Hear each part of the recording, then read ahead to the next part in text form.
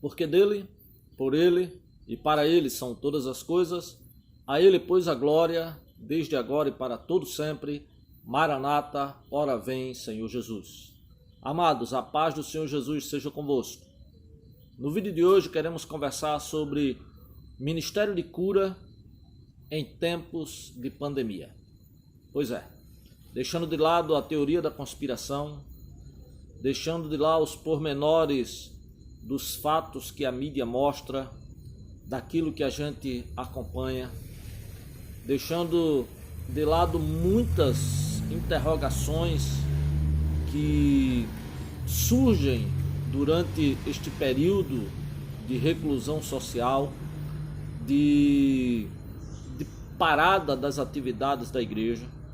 Nós precisamos refletir sobre algo que foi muito divulgado e tem sido muito divulgado em todos os meios, sobretudo por algumas denominações especialmente, mas que, independente de placa denominacional, é um ministério que deve acompanhar a Igreja do Senhor Jesus, que é o Ministério da Cura, que leva um cheque nesse período de pandemia.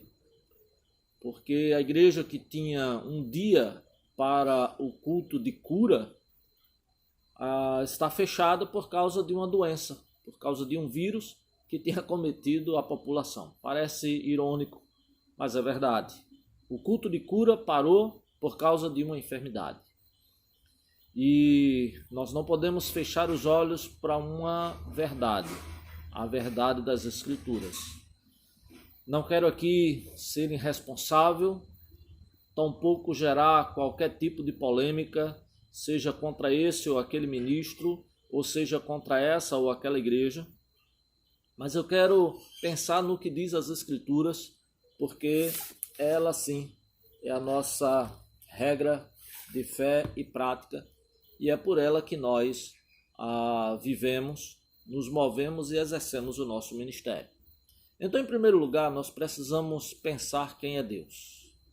Deus é o Todo-Poderoso, Criador dos céus e da terra, o soberano, aquele que sabe todas as coisas, que pode todas as coisas, eterno, aquele que tem o poder de matar e tem o poder de dar a vida, aquele que com sabedoria criou todas as coisas, enviou o seu Filho unigênito para que todo aquele que nele crê não pereça, mas que tenha a vida eterna. Ele é o eterno, o imutável, aquele que zela por cumprir a sua palavra. E nas Escrituras há um nome de Deus que é essencial para esse momento. Jeová Rafá, Yahvé Rafá, o Senhor que sara, o Senhor que cura. E ele diz isso para os israelitas lá na saída do Egito, quando ele diz: eu sou o Senhor que te sara, eu não colocarei sobre você nenhuma das enfermidades que veio sobre o Egito. E você vai ter aí milhões de israelitas, 40 anos atravessando o deserto, e nenhuma das pragas, nenhuma das pestes, nenhuma das enfermidades que acometiam as nações circunvizinhas veio sobre o povo de Deus. Nós vamos encontrar muitas referências nas Escrituras aonde o Senhor, Deus, o Todo-Poderoso, ele mantém um cuidado especial com o seu povo, sempre manteve e não é diferente. O Salmo 107, por exemplo, ele diz que ele enviou a sua palavra. E enviou a sua palavra que os curou, que os sarou. Em Isaías 53, ele fala do servo sofredor que levou sobre si as nossas dores, ele tomou sobre si o castigo que nos traz a paz, estava sobre ele, e pelas suas pisaduras nós fomos sarados. Quando nós olhamos para as Escrituras e o que ela nos ensina e pensamos a respeito de Deus, Nós precisamos crer que Deus ele zela por cumprir a palavra. Inclusive o próprio Senhor Jesus ele disse que não passarão os céus e a terra sem que tudo que está nas Escrituras se cumpra. O próprio Senhor ele diz no Antigo Testamento, ele diz no Novo Testamento, ele vela por cumprir a sua palavra. Ele é um Deus zeloso que nos guia, ainda que passemos pelo vale da sombra da morte, não por causa do meu nome, se é que meu nome vale alguma coisa, mas por causa do nome dele, ele zela pelo nome. E porque ele zela pelo nome, ele tem um cuidado especial por cumprir a sua palavra. Quando Jesus ele vai ao madeiro, ele nos ensina duas coisas fundamentais. No madeiro ele sofre o castigo dos nossos pecados, ele leva sobre o seu corpo os nossos pecados. E pelo seu sangue nós temos a remissão dos nossos pecados, pelo seu nome nós temos o perdão dos nossos pecados, por causa do sacrifício dele nós temos acesso ao Pai. Mas esse mesmo Jesus que com o seu corpo e com o seu sangue pagou o preço dos nossos pecados, ele também por suas pisaduras, por suas feridas, por suas chagas, nós fomos sarados. Não diz que vamos ser, diz que nós fomos. Significa que a doença, ela não é da vontade de Deus, nunca foi para o seu povo. Ainda que pragas venham sobre o mundo, né? A palavra do Senhor nos ensina que nós já fomos sarados. E a palavra diz que nós vamos pisar serpentes e escorpiões e toda a força do maligno e nada nos fará dano algum. A bronca é que a nossa fé ela está muito mais voltada para o que se fala sobre o vírus e sobre a enfermidade do que necessariamente para a palavra do Senhor. E por causa da nossa pequena fé, então nós sentimos o peso da ameaça do vírus e da ameaça da morte. Mas nós não podemos esquecer o que Jesus fez por nós lá na cruz do Calvário. E nós precisamos ter fé de que ele é o mesmo ontem, hoje e será eternamente. Ainda com base no ministério da cura, nós precisamos entender que na medida que o Senhor Jesus ele comissionou os seus discípulos a pregarem o evangelho, ele os deu poder e autoridade sobre espíritos imundos para que eles fossem expulsos. Ele deu poder e autoridade sobre as enfermidades para que os discípulos levassem cura para as pessoas. E ele deu poder, inclusive, sobre a morte. E nas Escrituras nós temos vários exemplos de irmãos que foram ressuscitados pela oração dos discípulos. De 2000 anos atrás para os nossos dias, é uma distância considerável. E a bronca é que nesses 2000 anos, a fé de muita gente ficou pelo caminho. E os milagres parece que já não nos cercam. Pelo menos em alguns ciclos. Mas, irmãos, na medida que o Espírito Santo tem sido derramado sobre o povo de Deus, e nós cremos nos dons do Espírito, no batismo no Espírito Santo, e a gente não tem dificuldade de crer nisso, a gente não tem dificuldade de crer nas palavras proféticas, inclusive nos atos proféticos, nós não temos dificuldade em entender o poder da palavra através de sermões teologicamente perfeitos e com sabor de quero mais, mas a gente tem muita dificuldade de crer no poder da cura. Principalmente porque as nossas igrejas estão fechadas no momento de pandemia.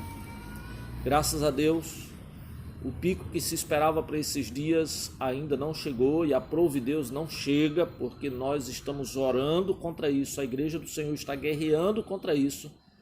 Mas, irmãos, esta palavra ela deve ser direcionada principalmente para os ministros. Aqui, na Vida Plena, nós não estamos realizando os nossos cultos em virtude do decreto que foi dado. Embora o meu portão esteja fechado, eu moro na casa pastoral. Se chegar alguém aqui precisando de oração porque está enfermo, seja com o Covid-19, ou seja com uma lepra, ou seja com o que for, estamos aqui para orar por eles. E não para se condoer. Ah, Senhor, tenha misericórdia do teu servo que está à beira da morte. Leva logo ele para ti para acabar com o sofrimento. Coisa nenhuma. O que nós estamos aqui é para exercer o poder da palavra que não mente, da palavra que é a verdade, da palavra que cura. Porque o Senhor Jesus já levou sobre si todas as nossas dores e enfermidades. Longe de ser irresponsável e querer atrair holofotes para a minha pessoa, para esse ou para aquele ministério, nós precisamos ter racionalidade naquilo que diz as Escrituras. Porque este é um momento em que a nossa fé, a nossa pregação, ela entra em xeque. E Jesus disse que o poder dele nos acompanharia na pregação da palavra. Ele colocou a palavra que está no seu coração. Deixe ela sair pela sua boca para gerar cura sobre as pessoas. Além do Covid-19, um vírus mortal chamado depressão, chamado pânico, medo, está se alastrando. Possivelmente, se a economia continuar parada como está, nós vamos ter um outro vírus chamado fome, necessidade. E a Igreja de Jesus, ela precisa estar atenta para curar o Covid-19 e as demais pandemias que vêm.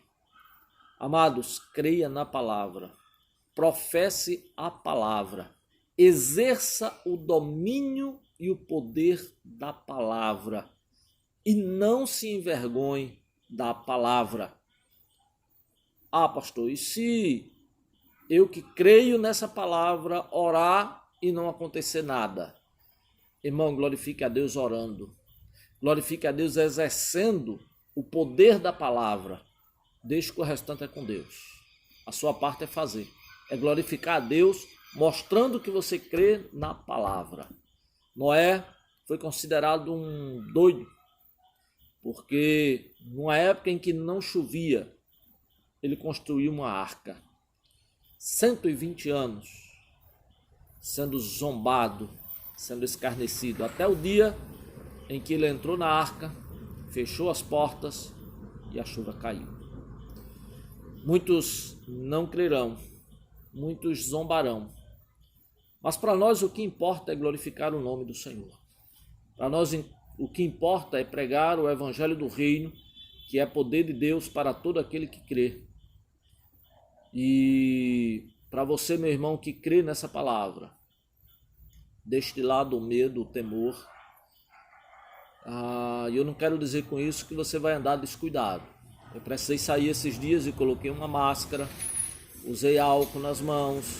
Quando eu cheguei, tomei um banho, lavei minhas mãos bem lavadas, tive todos aqueles cuidados e tenho quando atendo alguém à porta ou quando preciso ir à rua.